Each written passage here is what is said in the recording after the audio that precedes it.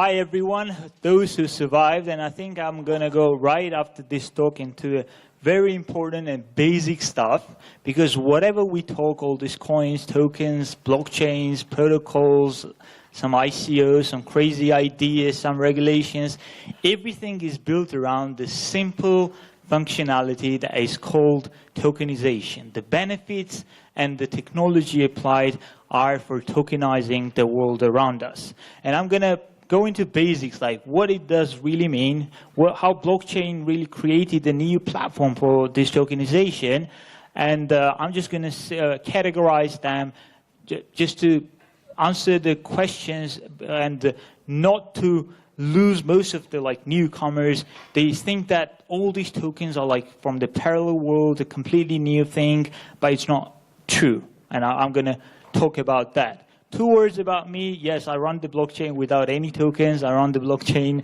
that fundraises in a standard way, no ICOs done, and I've been in the spheres. I think I'm a latecomer since 2015, but quite ambitious as we've been implementing this trade protocol, which I'm in, decentralized auctions for the government of Ukraine with David Kiziria. He was lobbying with the T's, and we learned a lot over these years. Then I moved into a startup scene last year, and yeah, in a way, with the results, I would say that we're one of the most successful startups from the blockchain sphere, especially in this region, Eastern Europe, as we managed to win all the awards for the past several weeks, and in US, in Europe. We went to one of the greatest accelerator programs, and from a standard venture capital thing, yes, my team is quite successful into doing all that. Me personally, I've been doing what most of these people who came here have been doing, evangelism, going around the world, and you see just how many conferences I've spoken and attended for the past year. The Gordon is leading, I would say, for the past year, because he's everywhere you can ever scroll down the newsfeed. But I have my achievements as well. So the problem, and the one thing that I hate in the industry, is that when you go to the most visited website called CoinMarketCap, and you see hundreds and thousands of coins listed together, and look through the viewpoint of one single thing, as if they represent the one and the same asset, one and the same functionality, but that's wrong. This is what misleads most of the newcomers, and this is what really creates the hypes based on the expectations created out of these fields. Two things we need to agree before moving into more details is that tokens are nothing new. Tokens have existed since the beginning of, I think, the commerce.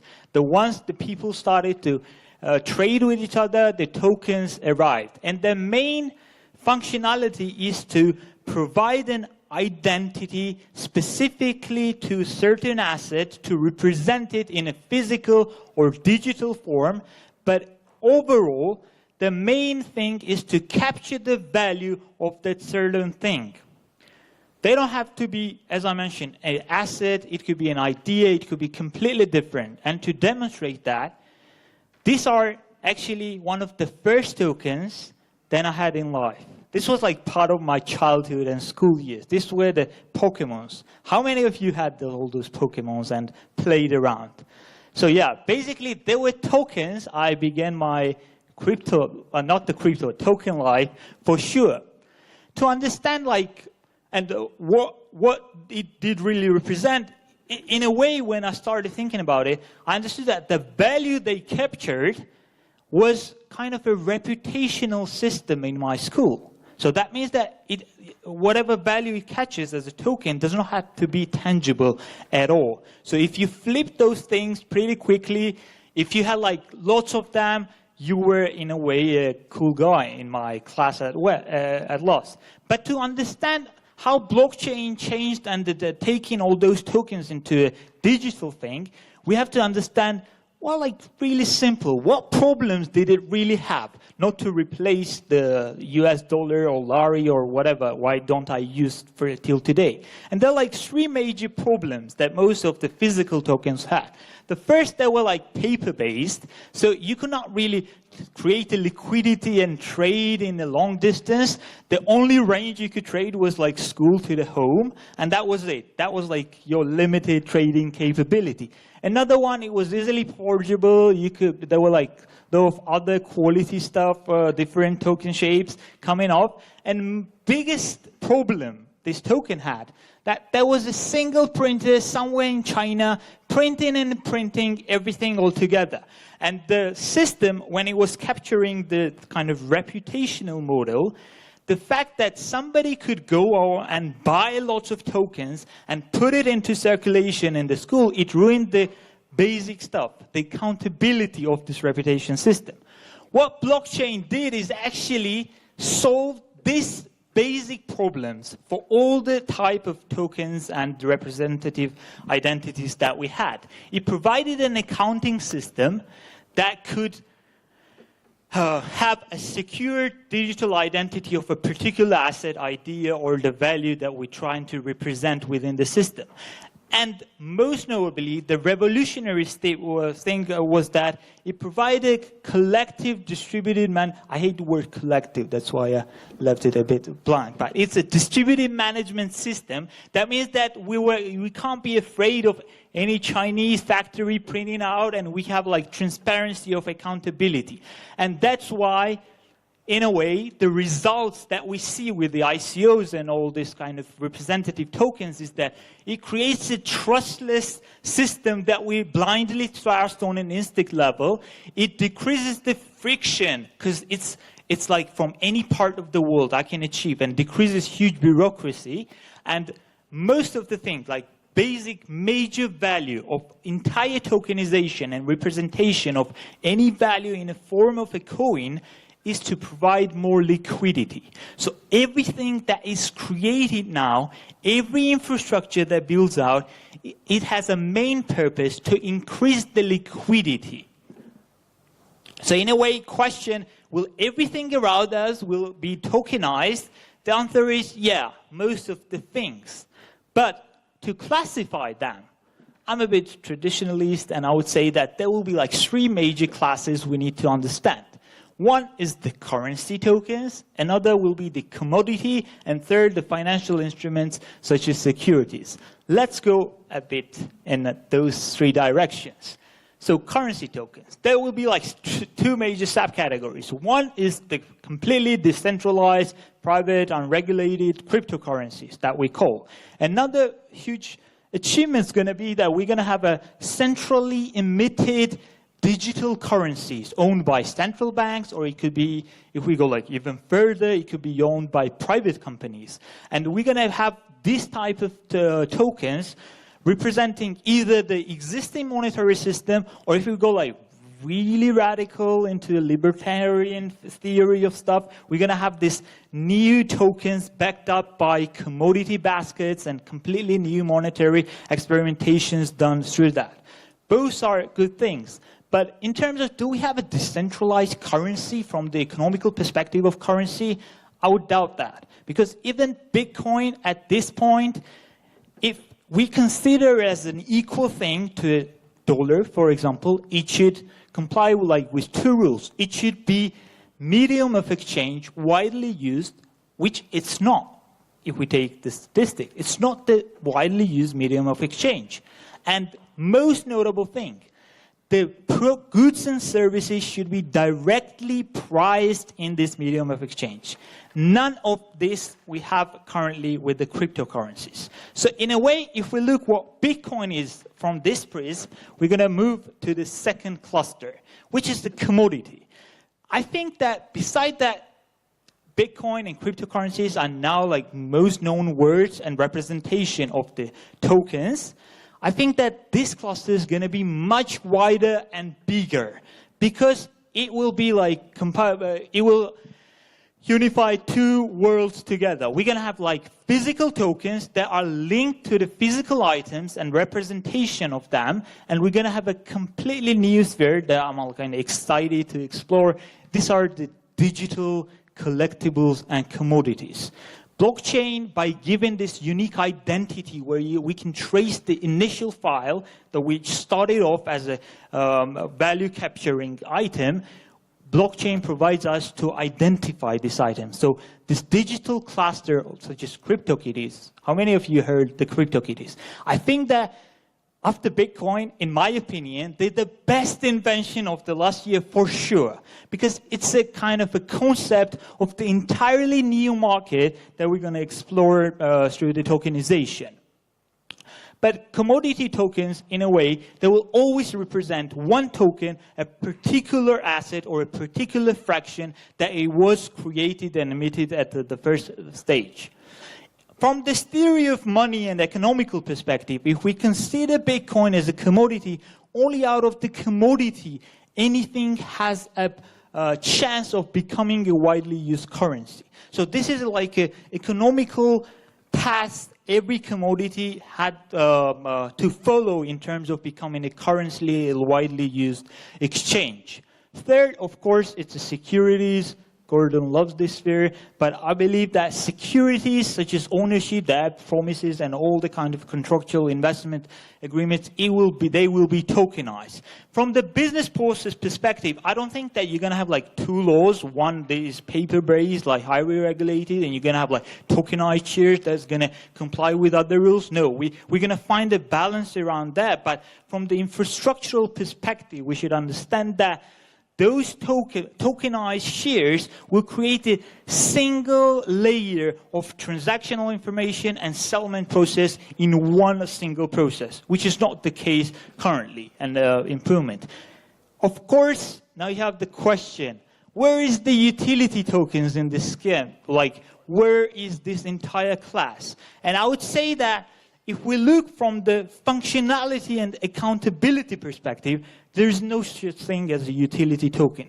So yeah, it has become a widely used thing to fundraise, but if we look from the long-term functionality perspective, how are we going to put down on our accounts and what functionality does it there, we're going to find out that every startup who in a way didn't knew and released these tokens, at some point, if they become functional, their token's going to be either used as the first category, which is the currency token for the internal exchange, such as Ethereum. Ethereum has become the internal currency of a mega distributed system.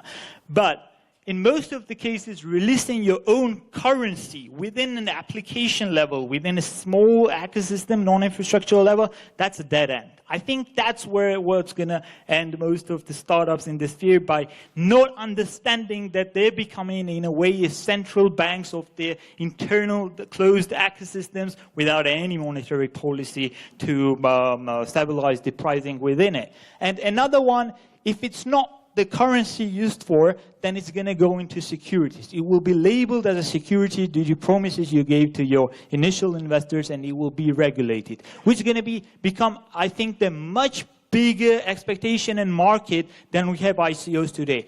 For me, all those ICOs, they were like first reflexes of the world being ready for an open, distributed ecosystem and the infrastructure to create more liquidity. And yeah, in a way, when the hypes go around, when everything settles down, when we're going to have a rational in the first phases of understanding what startups are doing, we're going to end up with the same financial instruments. Nothing new, nothing alien, nothing different, but the same currencies, commodities, securities, just an upgraded version with a global infrastructure for trade. Thank you.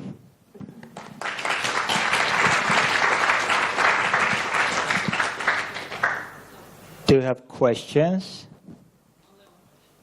Where?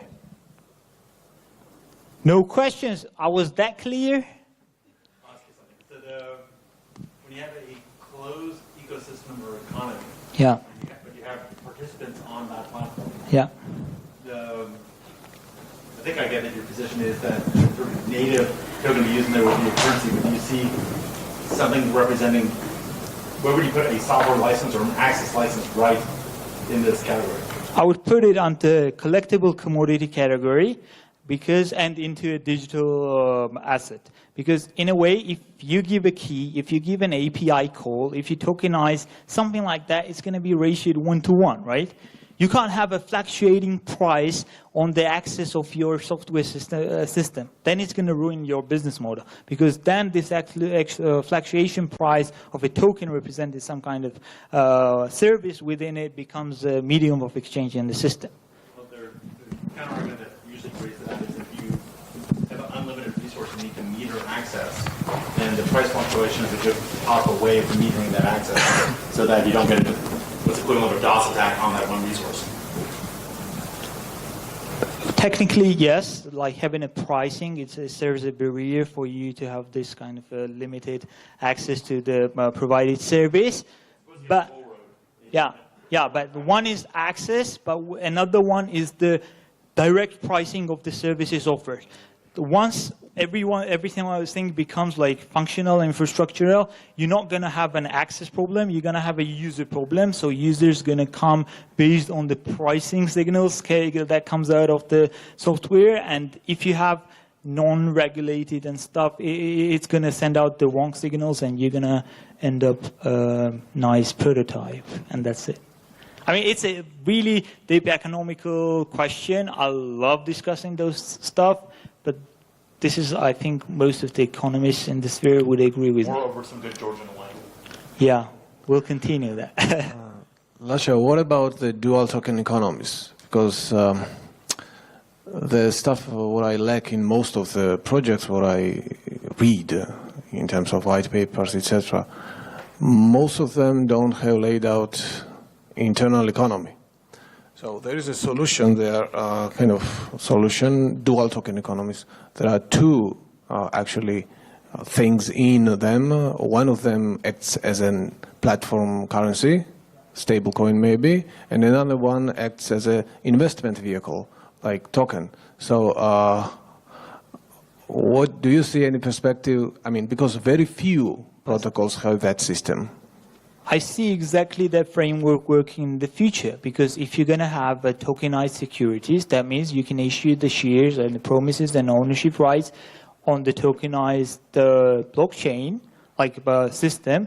But for the internal medium of exchange, you're going to use a completely different medium of exchange. It could be Bitcoin, it could be any other currency all around. I'll name Zencash and stuff, because so you're going to have a dual token economies in the future. I truly believe in that. And I truly believe in that, like most of the ecosystem applications building around, they will have to integrate multi-wallet supports from different currency blockchains, and they will provide the services of exchange. And I think like why I love this spirit, because you can provide a choice, and the choice of what medium of exchange I can choose is, like, for me, the basic idea of the entire movement. And I think that's where everything's going to go at some point. The role of the liquidity provider, like Banco, for